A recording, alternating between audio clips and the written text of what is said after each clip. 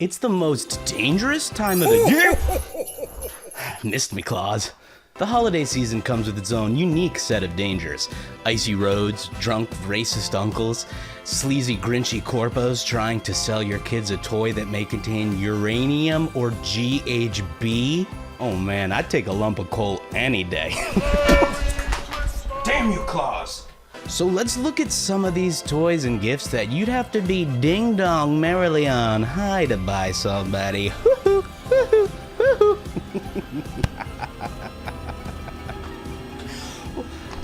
You're in my world now, little man. Merry Christmas, motherfucker. You're on the naughty list.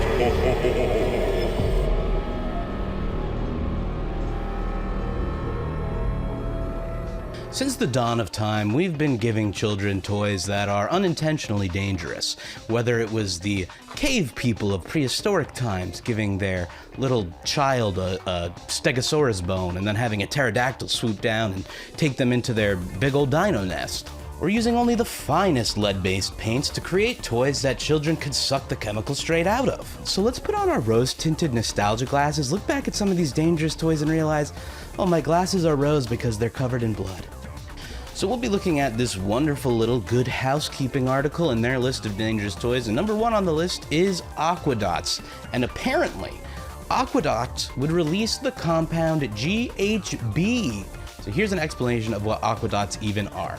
Arrange small beads, spritz them with water, and your design will fuse together. Sounds fun, right? The problem with this 2007 toy was that the coating released the compound GHB when ingested.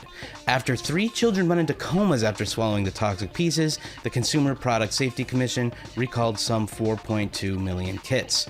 Crazy. You really can't ever predict when this stuff is gonna happen as a parent with a child, you know, but I think, like, as a general rule of thumb, just stay away from stuff that can be ingested and is like, what are Aquadots, you know? Like, I don't know, that's kind of a, like, it looks cool, but I just don't know what these things are, and so I would hesitate to give them to my kid. So yeah, GHB in the product. When I first read that, my jaw was on the floor. I was like, what? And next up, I told you, we're not burying the lead. Atomic laboratory kits. Yes, in the 50s and 60s, atomic lab kits were all the rage. And guess what? It comes with your own uranium ore. Isn't that fun? Finally, this Christmas, I want to be a world power. Looking at one of these atomic energy kits, the Museum of Radiation tells us this atomic energy lab was one of a series of similar science kits, 8 in 1957 and 10 in 1973, that were produced by the American Basic Science Club. These kits could be obtained separately, but buyers were encouraged to purchase all of them in a 1 kit a month club. Purchased separately, the Atomic Energy Lab at various times, kit number 6 and 8, went for $5.95 in 1962. The Atomic Energy Kit features a spinthariscope, I really hope I said that right, that is such a sciencey word, a cloud chamber, an electroscope, an alpha source, radium, and uranium ore. All of the equipment has to be assembled. None of it is ready to go out of the box. I understand the appeal of giving your child like a science kit, and science kits could be awesome, like they're so much fun, but I'm just amazed that there was an Atomic Energy Kit. I mean, I wish it came with a pack of Winstons. You might as well smoke them while you got them. Barbie and Tanner. Now, what could be so dangerous about Barbie and her little poochie pal here? I mean, come on, there's a little doggy. Well, one thing we're gonna find going through a lot of these is children are ironically drawn to eating magnets. Guess it must be some sort of pull. The description of this product reads, Barbie was just trying to promote responsible pet ownership, but this particular set from 2007 went one step too far. Tanner the pup could eat and dispose of food, but the magnet inside the scooper accessory could come loose, and if a toddler decides to swallow more than one magnet, the force of physics can cause intestinal perforation or blockage. And as a father myself, let me just tell you, kids eat everything. So don't even think like, oh, my kid's not gonna eat the little poopy nuggets coming out of the dog, or, you know, the scoopy nuggets coming out of the scoopster. No, your kid's gonna eat them, and your kid's gonna eat that magnet, okay? So no Barbie and Tanner. Real shitty situation. Buggy balls. Now ignore that plucky, fun little name, because this is just balls of magnets. And yeah, I mean, like, I want to eat that right now. I don't know, something about it just makes you want to eat it. Instantly popular and recalled in 2012 after some 1,700 children visited the ER after ingesting the powerful magnets. Yeah, this is not shocking them all. Look at that little tiny buckyball. That looks delicious, okay? You sprinkle those on a little ice cream or something, that's gonna be really good. But that blockage is gonna be terrible. Clackers, you guys remember those little clacky things? Well, apparently they used to be way dangerous in the 70s, just like a lot of stuff. These used to be made from acrylic balls that would shatter and explode into a million pieces. That's not what you want with your clacker. So yeah, tiny shards of acrylic pain is not good. All right, next up we got a big dog, a heavyweight of the game, because we're looking at the Easy Bake Oven, all right? And actually, I'm surprised that it took until 2007 for these bad Larrys to get recalled. So here's what we're reading here. Hasbro had to recall Easy Bake Ovens not once, but twice in 2007 after several children burned their fingers after getting caught in the miniature appliance. One girl even had part of her finger amputated. Ugh. The company has since released a newer version with an electric heating element instead of a light bulb. Yeah, just don't do Easy Bakes. I mean, like, unsupervised play with a heat element is bad. I'm not saying Easy Bakes themselves are the worst thing in the world, just like supervised fidget spinners. How could the ball bearing throwing star be dangerous? Let's hear about it. The It toy of 2017 didn't just bug teachers. The plastic gizmos also posed choking hazards. Experts in the Good Housekeeping Institute found that branded and knockoff models contain parts that could harm children under 3 if broken off. All right, pretty basic. But look, the thing is, if you're making a product for children, it just can't like fall apart or become something that they will eat, because they will eat it. Like, you have to test your toys by eating them. I'm sorry, toy manufacturers, but you got to start eating this stuff. Give it a good eat test, please. Thank you. For anybody who is a fan of Back to the Future 2, the disappointingly named hoverboard is not what we had in mind, but it was a dangerous toy. The hot ticket item of the 2015 holiday season didn't go over too well. The battery-powered devices tended to burst into flames when left charging for too long. Can you imagine if like all you wanted for the holidays was a hoverboard, you got it charged and you're like, I'm so ready to start shredding some hover right now. This is gonna be the best holiday ever. Oh my God, it's on fire. Very disappointing. All right, we got another big dog of the game over here because we're talking lawn darts. And I remember my parents and like people in my family talking about these. These were weighted spikes that you would throw to land in the lawn, right? Sounds fun enough.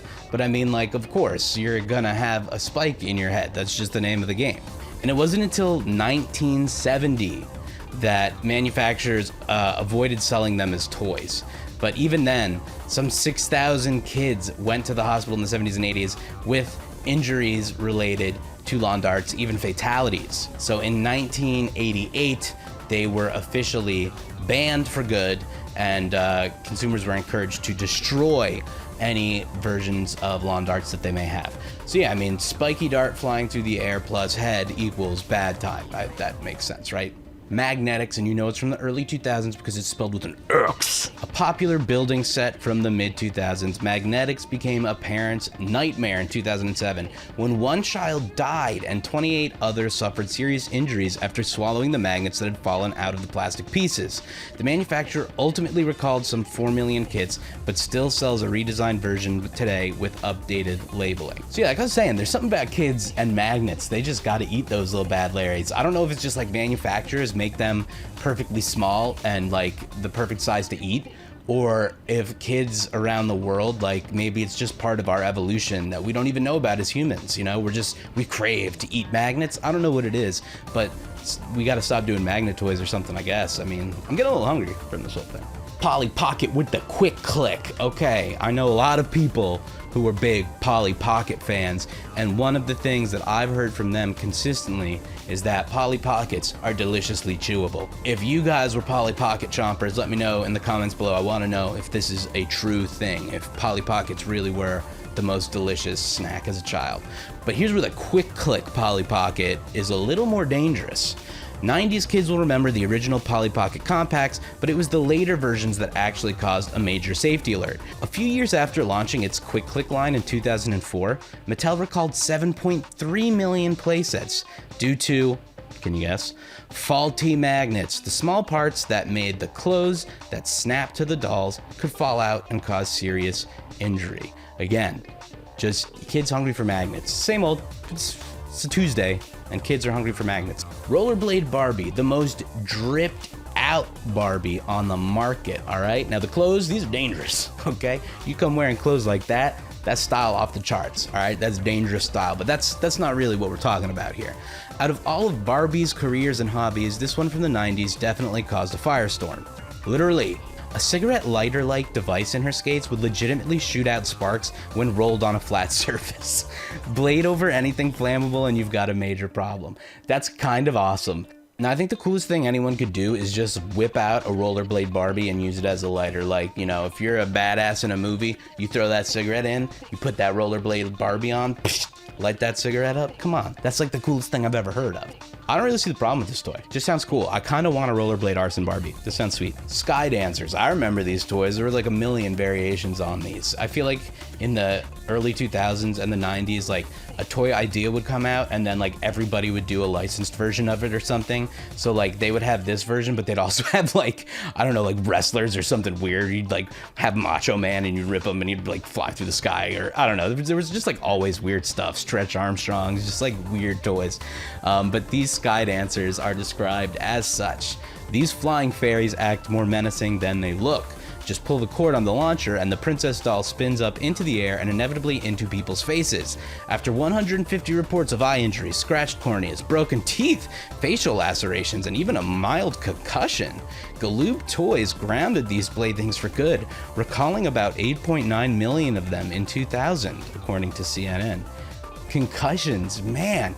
All right, I didn't think these things were actually that dangerous, but like, I guess, I don't know, like, are you ripping it from a building and then the force of gravity is making it go so fast that it concusses somebody? I'm like impressed that you could knock someone out with one of these. All right, guys, we're not gonna like this one. It's the Noble Slip and Slide, but this is just actually a warning for adults. As it reads here, here's a product where it's actually safer for a child to use than an adult. The SPSC, which I think is like the Consumer Product Safety Commission or something like that, has periodically reminded kids at heart to steer clear of backyard water slides. Because of the added height and weight, teens and grown-ups might slide and stop suddenly enough to cause permanent spinal cord injury.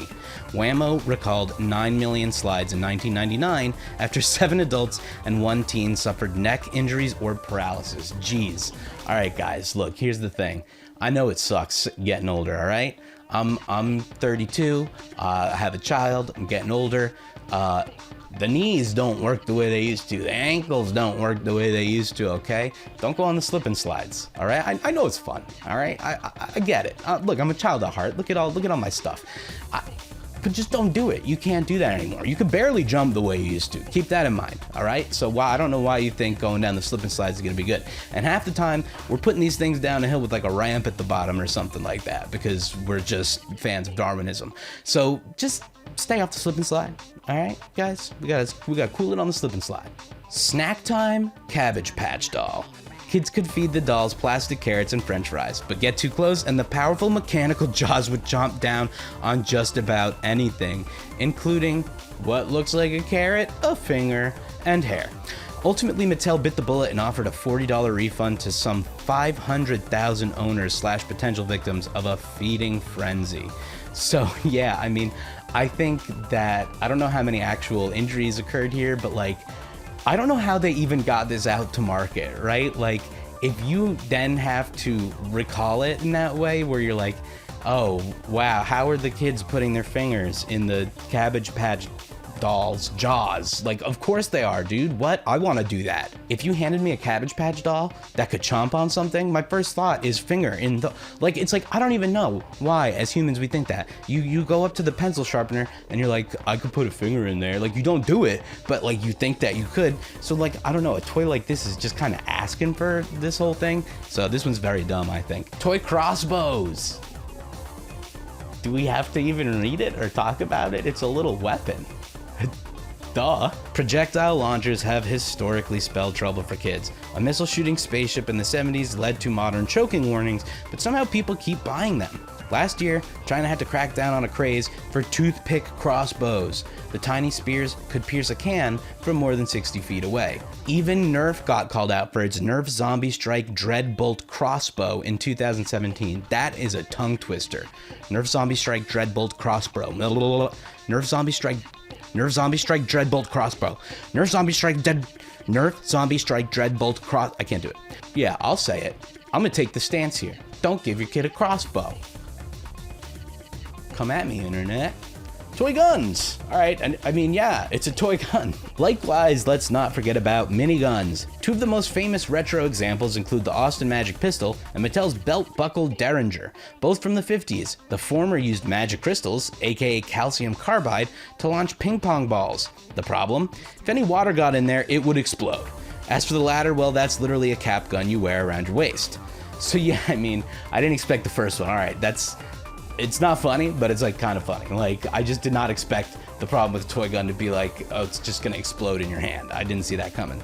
Another classic, slingshots, the old wrist rocket. You put something in there and like slingshots could do serious damage. I used to have one as a kid. My grandfather gave me a slingshot, I remember, and like, the ones that they used to make were like pretty intense. Like it would like attach to your wrist and everything. And like, yeah, you'd be able to fling something like crazy. You put anything in there, you could probably kill someone with a slingshot. I'm not even gonna read the thing because it's like, yeah, it's a slingshot. It can do damage. But they do say even the water balloon kind can cause serious injury, which I mean, yeah, I mean, I used to have a water balloon kind that was like two people would hold the sides and you'd sling one back. So like, yeah, you could rock people with a slingshot. Don't use a slingshot. Don't slingshot stuff. They're dumb. And the last entry, sadly, is the trampoline. I always wanted a trampoline. They're dangerous. There's a reason why your homeowner's insurance may prevent you from buying a backyard trampoline. The bounce pads send about 90,000 people to the hospital per year. Okay, that's a lot of people. The American Academy of Pediatrics advises against recreational trampolining altogether.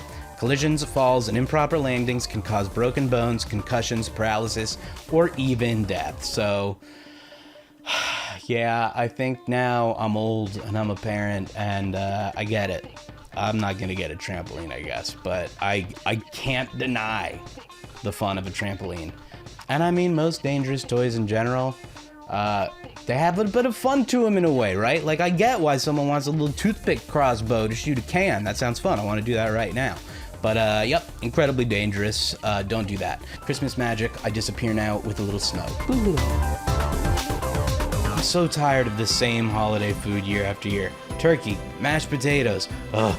I want my food at a holiday party to have dead olive eyes that stares deep into the soul of my partygoers and tells them the pain of existence is far too great.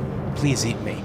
Well, if you feel the same way, you're in the right place, because I have a bit of an obsession with vintage American food from the 50s and the 60s. I have a fondness in my heart for aspic, and not just because it sounds like what you do with a wedgie. Am I right, everybody?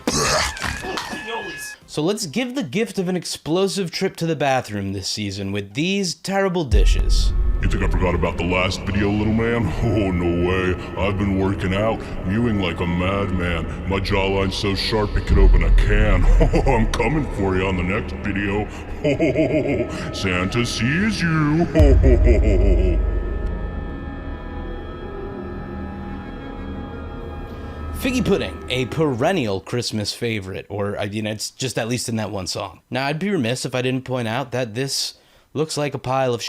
Apparently, the word on the historical street is back in the 16th and 17th centuries, carolers would genuinely demand figgy pudding so they could continue their caroling late into the night. So I think I have a little bit more of an understanding as to why this looks like a pile of shit. If I had a bunch of carolers come to my house and demand food, I may serve them figgy pudding as well. But what is this abomination? Well, in Charles Dickens' Christmas Carol, the Cratchit family eats a flaming, brandy-soaked version for their holiday feast. It's apparently a mound of steamed cake heavy with dried fruit, spices, breadcrumbs, and animal fat. So yeah, this is not like your snack pack pudding here in the US. This is like a British pud. But apparently they taste pretty gross. I've never had figgy pudding, and it's not on my list of things to try anytime soon. But if you've had figgy pudding, please let me know. Does it taste like it looks? Because it looks bad. So the figgy pudding was just a warm-up, dipping our toes in, okay? Now we're getting into the real vintage stuff that I personally love. So we're gonna have to talk about the Very Merry Party Loaf. Now, the Very Merry Party Loaf is assembled as such. The icing is mayo and cream cheese, and the cake is sandwich bread layered with egg, tuna, and ham salads. That's the Very Merry Party Loaf. So essentially what we have here is a sandwich, but with all the fixins on the outside. And my question is this: how does this enhance the sandwich? You've turned it into a cake loaf. But this wasn't the only example of a sandwich loaf cake, because it was actually a popular recipe back in the 50s. Yes, it's true. Surprisingly enough, the prolapse sandwich was a popular delicacy, and this is just the holiday version of that. Now, one of my biggest problems with the last recipe is that it just comes in loaf form. Not very fun. I personally prefer my food to be a little zanier than that, so that's where Frosty the Slaw Man comes and helps us out here. Yeah, Christmas isn't magic until you've had a snowman made of slaw at your party. There's just nothing like little eyes made of olive with red pimento demon pupils. Now, Frosty the Slaw Man, really, it could be made of a lot of different things. You could get your chicken salad in there, tuna salad, whatever. I mean, it's Frosty the Slaw Man, go wild. But it's all about the accessories here, right? Get that little red pepper going for a hat. Give Frosty his little carrot pipe with the little parsley in there. I see you, Frosty. I see what you're doing. And then clog your arteries with this mayonnaise-fueled abomination. The holidays never tasted so alive. The Oscar Mayer Holiday Hostess tree. Finally, a meat tree. So tired of people saying meat doesn't grow on trees. It does. Oscar Mayer knows. And really, this is quite a simple concoction here. Anybody can make this. It's just your antipasta board, but, put in a tree, all right? You can use, like, kale or lettuce or something in the middle as a tree, and then just pin your meat ornaments to it, lay little meat gifts around the base of the tree, and you have yourself a lovely little salami Christmas. It's nice. I mean, this one honestly doesn't seem that bad. I would not put so many cocktail wieners on there, but this one's really not that bad, right? I mean, it's just meat on a tree. Very nice. However, I cannot vouch for or defend the existence of the Christmas candle salad. And you think that one person would look at this thing and decide, no, I'm never eating that ever again. But it actually had a pretty good 40-year run from the 20s to the 60s, being a popular holiday menu item. And really, the ingredients aren't all that bad. You're just looking at a banana dressed on a bed of lettuce or holiday napkins and garnished with cream and customizable finishing touch, maraschino cherry, gumdrop, or slivered almond. And that's really not all that bad. My main concern is just how phallic this dish looks. Candlesticks, possibly is what they look like. But the curvature of a banana really brings about a different sort of association rather than candlestick. Only served to those on the naughty list, am I right? And the cream on the banana is usually made from mayonnaise, cottage cheese, or whipped cream. And, oh God, the recipe appeared in a 1957 edition of Betty Crocker's Cookbook for Boys and Girls. It was described as better than a real candle because you can eat it. Oh, God. Next up, hot Dr. Pepper. Speaks for itself. A little hot Doc P on a cold night. I don't know, not my thing, but maybe this does not sound the worst. When you're looking at creamy banana dishes and prolapse sandwiches, hot Dr. Pepper doesn't really faze you. This seems fine. Next up, we have a lovely Christmas snow salad. All hail the aspic. We love you, aspic. For the uninitiated, if you haven't seen my last video on vintage recipes, go watch it when you're done with this, and like and subscribe to the channel. I introduce aspic to the world as the first explorer to ever see it. It's basically just Jell-O with any flavoring that's an affront to your higher power. Lots of times they can be meat flavored, like take a broth instead of something sweet, and that you put that in Jell-O, and you got yourself an aspic, and then you zero gravity the stuff you put inside there because it's in Jell-O. So it's kind of a fun little thing, but let's see what the snow salad is. So unlike lots of aspics at the time, we are starting with an actual good flavor. We're using fruit juice. So that makes it more like a regular Jell-O. But then, like many aspics of the time, we have to go and ruin it by combining that with mayonnaise. And then folding in red and green maraschino cherries and nuts like walnuts or pecans. Like, ultimately, it's maybe not the worst thing in the world, but the presentation of this thing is just wild. And I love how back in the day, we were just calling Jell-O mold things salads. Why can you do that? Why can you technically do that? Why does this get to be called a salad? Please let me know. I don't get it. And the final abomination we're going to look at today is really just the result of corporate America going a step too far with things, with the cranberry candle. Yes, this is a candle that you will eat. Now, in a true Frankenstein manner, here's how you create your cranberry candle. You take your traditional jellied cylinder of canned cranberry sauce and smother it with mayonnaise and gelatin. We continue by assaulting the candle with apples, walnuts, and oranges. And the piece de resistance, a candle jammed lovingly into the center of the cranberry mold. Now this is how we really light up on the holidays, am I right? Yeehaw! Now please go forth and ruin your next holiday party with these recipes. I'm going to leave the mashed article link in the description below so that you can pull these recipes yourself and make them and ruin somebody's holiday party, okay? Have fun. If you want more food abominations, watch my previous food abominations video here. Watch this video here because YouTube thinks you're gonna dig it. Subscribe if you're not already subscribed. And yeah, let's hang out. I'm here all the time. I'm on the internet. Boop, hit the button and you can watch. So thanks everybody for joining me. I'm Hellion.Vision and I'm gonna slap myself out of existence. See you next time. Santa's got a list. He's checking it twice. He's got a bit of an obsession with people being nice. But old Kris Kringle has been thrown in the clink a few more times than one would think. I've studied these cases and the verdict is clear. These are federal crimes the man has committed here. Stealing a helicopter, robbing KFC. How can we just let this man walk free? So gather round. Let me tell you the tale of why old Kris Kringle should be locked up in... Where am I? Santa? You've been making a little joke out of my holiday. Oh, I'm sorry, man. I'm sorry. I'll leave you alone. Oh, I know you will. No, please, please! Everybody knows Santa as the holly jolly big guy with the belly and the nose and the jelly and all that good stuff. But it turns out that Santa is a no-good crook just like the rest of us. So what better way is there to celebrate the holidays, especially on a platform here like YouTube, than exposing the big man for the criminal he is? It's time to dive into the crimes of Claus. Objection! The first crime we'll be looking at is merely a crime of Santa Claus being too generous. Too loving even. For the man's been accused of handing out free devil's lettuce at the Buffalo Wild Wings. Expunge that from this man's record right now. So here's the tale of this apparent crime. On January 5th of 2015, Randy Lange entered a Monterey County, California branch of Buffalo Wild Wings, determined to distribute some last remnants of holiday cheer. He claimed to be Santa Claus and brought with him a duffel bag that allegedly contained 5 football-sized amounts of devil's lettuce, weighing in at over 2 pounds. The faux Santa accosted customers and told them he'd bought presents, placing samples into their confused chicken-greased hands. Employees also received an unwelcome Christmas bonus when Lange filled their tip jar up with a hefty brick of devil's lettuce. I gotta know who wrote this article. I mean, I don't think the employees were upset about that. I think the employees would be pretty happy about it. Unfortunately for Lange, the recipients of his gifts did not react joyously. Police were almost immediately called. When they arrived, Lange was calm and congenial. Of course he was, man. He was smoking the devil's lettuce. Police Sergeant Nick Borges recalls, he said he expected to be arrested for doing this at some point. Sounded like this was not his first time. It was just surreal.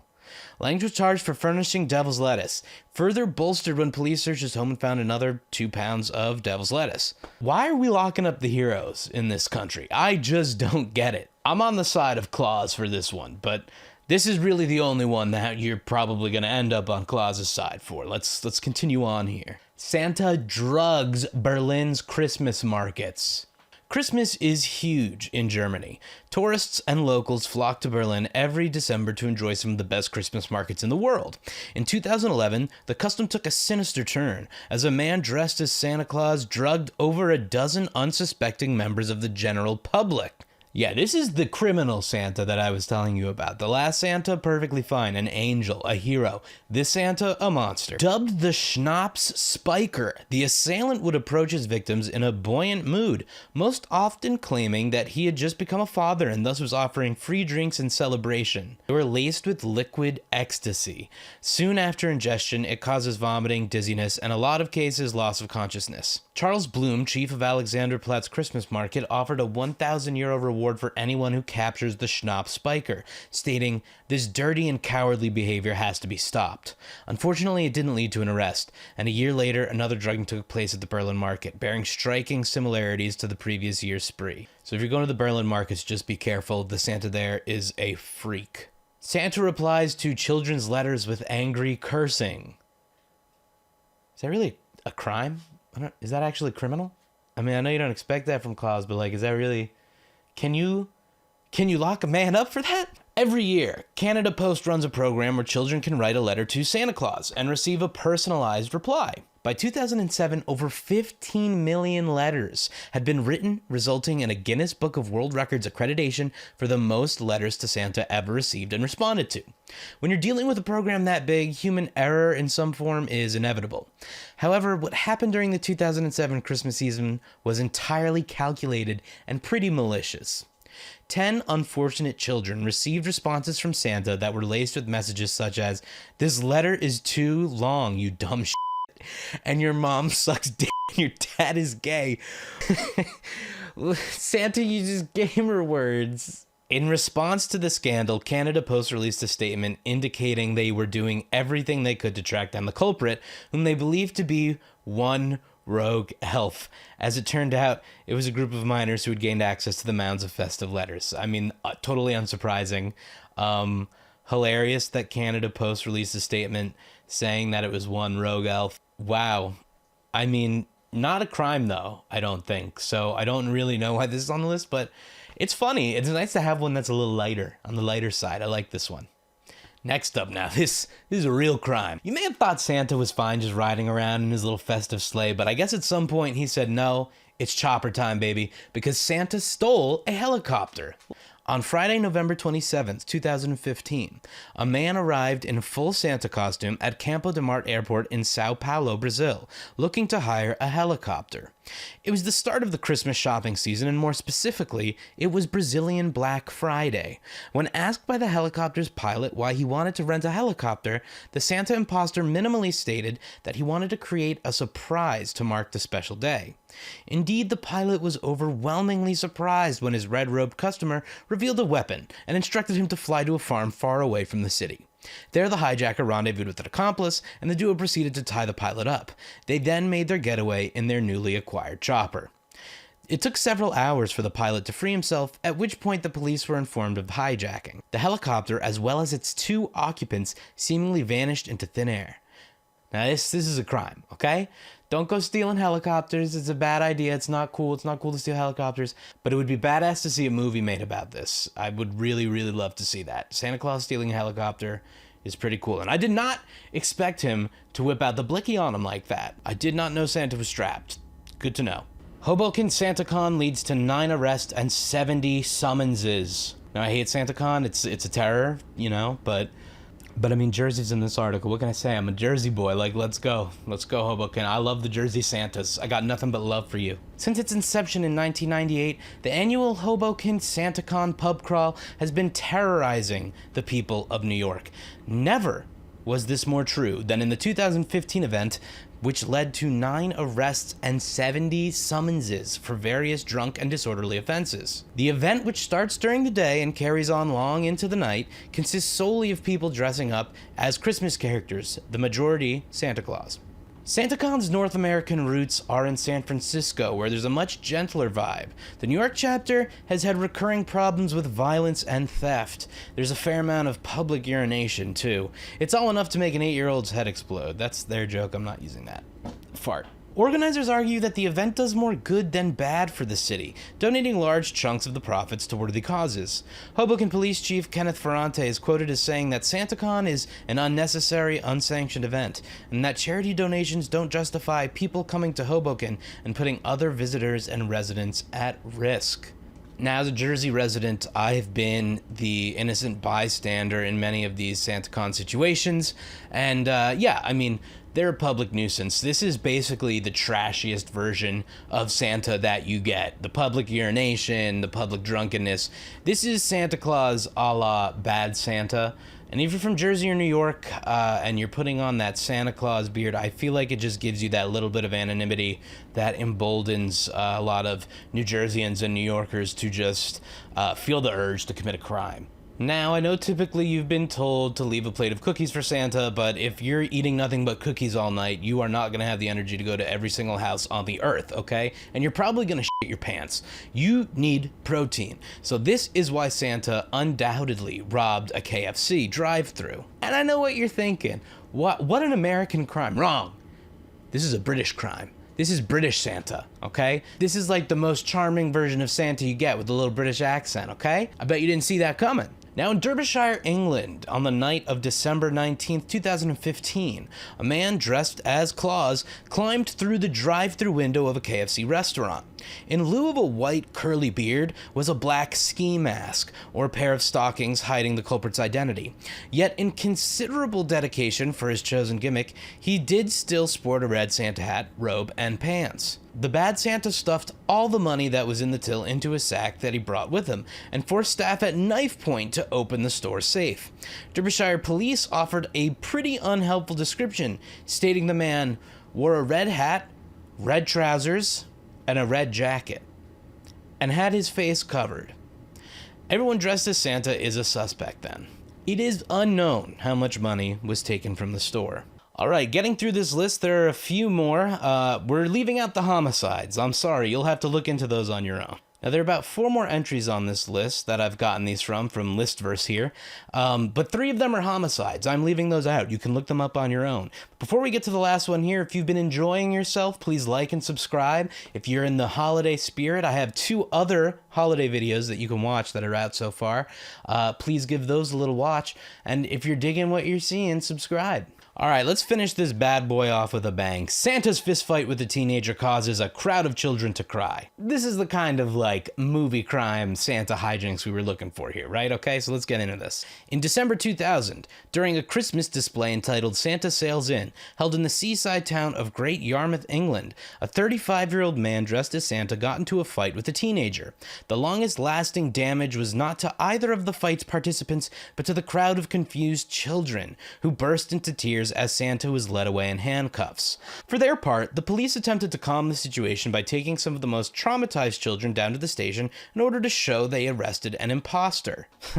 So they unbearded the Santa Claus down at the station as if they're like, hey, look, this guy was just faking that he was Santa Claus. Don't even worry about it, kids. We got him. We got this fake scumbag. They also released a rather elegant statement saying, sometime after Santa's sleigh arrived, another man wearing a Santa Claus costume became involved in a dispute that led to a scuffle.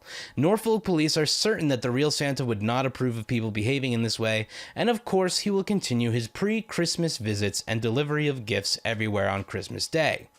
So there it is, the crimes of this Santa Claus fella, okay? I don't know what he's gonna get into this year, but I'm sure it's gonna be crazy, whoa! If you like this video, here's another holiday video, here's a video YouTube thinks you'll like down here, and sub to the channel.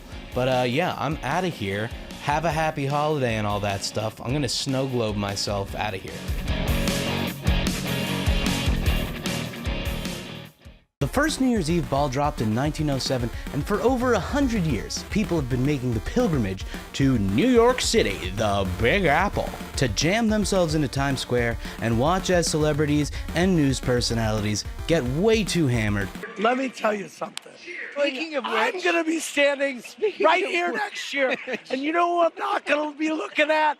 Dancing as the city comes apart. You look.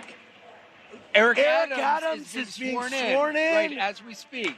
Is this happening right now? And fart out lukewarm performances that rarely go right. We're missing some of this logo, but it is what it is. That was amazing. So I'm a little burnt out. I don't want to watch some luminous orb descending upon me, but ugh, I want to watch like something cool like a muskrat or a pickle or something. But I doubt there's anywhere where I could see something like that, so New Year's is just gonna suck again. Get in, loser. We're dropping muskrats this year. My intel shows that there are several strange and weird alternatives to the New York City ball drop across these United States. You know the drill. We're gonna look at them all and make lighthearted goofery in honor of them. And hey, silly goose, I got a New Year's resolution for you.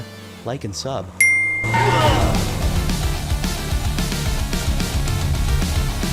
I'm so tired of those ball drop parties, I can't even stay up till midnight anymore. I just don't care about watching a ball slowly descend. So let's get into some of the weirdest alternatives that states are offering across the country. And the first state we're going to be looking at is Maryland. And Maryland has heard our cries and responded in turn with a noble event, the Midnight Muskrat Dive. So what's going on with this Midnight Muskrat Dive? What even is it? Well, in Princess Anne, Maryland, they are represented by a muskrat. Come to think of it, what even is a muskrat? Muskrat, let's see. The muskrat is a medium-sized semi-aquatic rodent native to North America, found in wetlands over various climates and habitats. Okay, so it's like a water rat. It's kind of cute. I like the muskrat. I would hang with the muskrat. I like that. Princess Anne, Maryland, you got the right idea. But anyway, in Princess Anne, Maryland, the official mascot is none other than a muskrat. To commemorate the new year in a wonderfully weird and wacky way, a stuffed muskrat is sent gliding down a zip line. And it is also wearing a cape and stovepipe hat. So the Midnight Muskrat Dive was created like 5 years ago for people looking for something different to do on New Year's. And the event celebrates the muskrats that live in Somerset County, Maryland. And my man who's coming down the zip line, that's Marshall Muskrat. Okay, he is a well-known muskrat in Princess Anne, and he wears colors that are representative of the marshland. The event includes music, dancing, food, family-friendly activities, and attendees can take a photo with Marshall Muskrat, ride in a horse-drawn carriage, and participate in a muskrat photo booth. At midnight, there's a sparkling cider toast. All right, see, I think this is great. This is way better than jamming yourself in that old New Year's ball. And who wants to watch the ball drop anyway? I would much rather watch a taxidermied muskrat go down a zip line. That's way more adrenaline pumping than a slow motion ball. I gotta give it to Princess Anne, Maryland. This should be like the national celebration for New Year's Eve. It should not be the ball drop. It should be the Midnight Muskrat Dive. I have to give it up to you guys. Very good. And I have to say, the Instagram post for the event, I really like, because they're just saying, who's ready for 2022? Join us for the New Year's Eve Midnight Muskrat Dive. Make weird memories with us. You won't regret it. I love how vaguely threatening that is. Like, this just, you guys get it over there. I like it. Good on you, Princess Anne, Maryland. Good for you guys. Next up on our road trip, we're heading to Arizona to look at the Whiskey Row boot drop. Prescott, Arizona is known for its Wild West cowboy heritage and is therefore home to many Western boot lovers. In fact, so much so that every New Year's Eve, they have their traditional Whiskey Row boot drop. It actually happens twice in one night, at 10 p.m. and midnight. Instead of dropping a simple ball, they drop a 6-foot lighted boot from a 40-foot flagpole. It's an evening of kicking up their heels to live music and includes carnival games and rides. Alright, so the dropping of the boot, it's quirky, but it's still just like slowly dropping a thing. So I just don't think that's that exciting. But I will say, carnival games, rides, that's way better than the New York Times Square stuff. Like, you're just standing there watching drunk Anderson Cooper, right? That's not really like a fun time. Carnival rides and games is a fun time. So I think just off the fun factor alone, the Arizona one tops the New York one.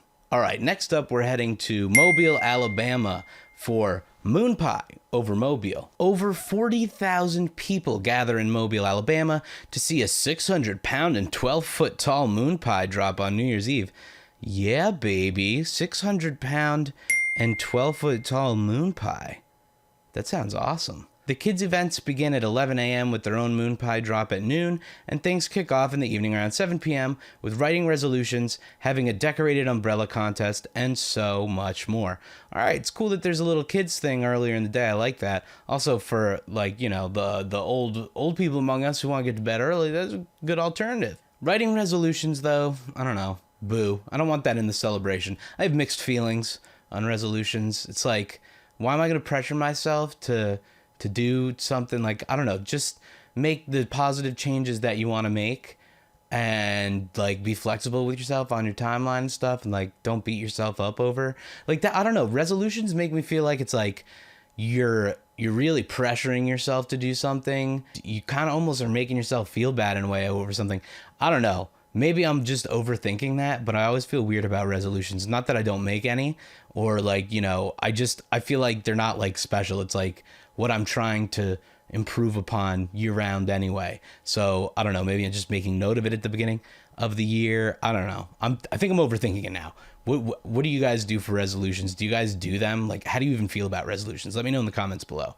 But see, just the mention of resolutions took all the fun out of this moon pie event in my mind for a moment. Now, that just might be my own neurosis, but I don't know. If I got a 600-foot moon pie in front of me, I don't want to be thinking about resolutions. I want to be thinking about, like, what would it be like to swim through that moon pie?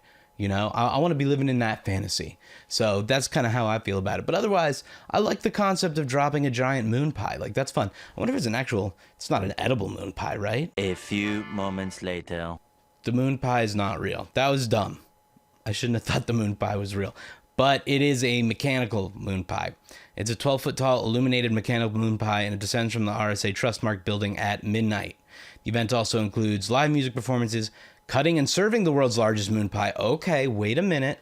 Cutting and serving the world's largest moon pie. I want to know more about that. I want to know more. Ooh, okay, so these moon pies are made for special occasions, such as New Year's Eve and a solar eclipse. They did it. The Irving Convention Center in Irving, Texas, served a 150 to 180 pound moon pie during the total eclipse in the park event. The pie was made with 64 pounds of marshmallows, 128 eggs, 36 pounds of butter, 16 pounds of brown sugar, 16 pounds of brown sugar, 60 pounds of flour, 45 pounds of marshmallow cream, 60 pounds of melted chocolate, and 42 pounds of graham cracker crumbs. Okay, so they may not be dropping the world's biggest moon pie, which is a little bit of a shame. I wish that's what it was. We still just have a descending illuminated object slowly moving towards the earth. Whatever, that's fine. But they're going to be serving up the world's biggest moon pie. That's awesome. And it could be like 150 to 180 pounds. That's cool. All right. Giant food, always cool. And I wish we would see more of it at events like this. And speaking of marshmallow delights, for some reason, that's the food of the new year as we look at Pennsylvania's Peeps Fest. So Bethlehem, Pennsylvania, which is apparently the birthplace of Peeps, celebrates a New Year's Eve every year with Peeps Chicks as the star of the show. A giant 400-pound Peeps chick is dropped on both December 30th and 31st. On both nights, the chick is dropped already at 5:30 p.m. Besides the Peeps drop, other activities include a family walk with prizes for the best personality. Oh, I read that wrong. Not personality. Peepsonality. Peepsonality. What is peepsonality? What does that mean?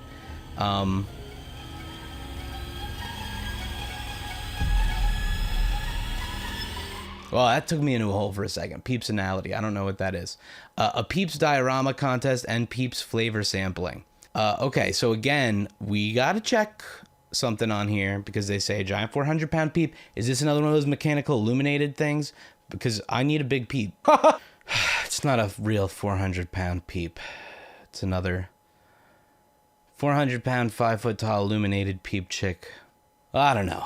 I'm kind of done with the sweet stuff after that Peeps one. The Peeps one is a little disappointing, I feel like. The party seems great, but, you know, the lack of 400-pound Peep is a little upsetting to me. So let's change up the flavor profile a bit and head to North Carolina for the old pickle drop, baby. New Year's Eve in Mount Olive, North Carolina is about pickles, not olives. I don't know what that means.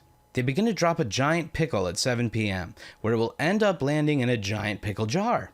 Once it lands, fireworks go off, and the whole event is done by 7:30 p.m. Love that. Pack it up early. Let's go. Pickle lovers will be happy to know that free pickles will be given out. If you bring a canned good contribution, you get a ticket for the door prize. In case you haven't already guessed it, the door prize is a giant pickle like the one dropped. Okay. That's really cool. Big. But I will say it's lit up, it's illuminated. I think this is the most visually magnificent of the drops we've seen so far, aside from the muskrat zipline. That I think still has the top slot. But this giant illuminated pickle, it's fun. All right, you know, it's fun. And there's all these pickle-based events. I'm not even really like a pickle guy, but I feel like there's just a fun joy to pickles. And pickle people generally seem like kind of chill. I don't know. I'm down for the pickle fest here. I would check this one out. And speaking of food suspended in the air, heading over to Wisconsin, we've got ourselves a cheese drop. Plymouth, Wisconsin is the cheese capital of the world, so naturally cheese is what they drop on New Year's Eve. They also give out gift bags of Sartori cheese to the first 250 families in attendance. The party also includes music and a cheese tasting table. Now this is what I'm talking about, baby. There's just something about cheese. It's like a drug. I love cheese so damn much. I would go to this cheese event in a second. And the cheese drop here, it's a bit of an institution. It's been around 18 years and it's happening again this year. The annual Sartori Big Cheese Drop is nationally lauded as one of the country's quirkiest New Year's Eve traditions. This year marks our 18th annual event as we celebrate Plymouth, Wisconsin, the official cheese capital of the world.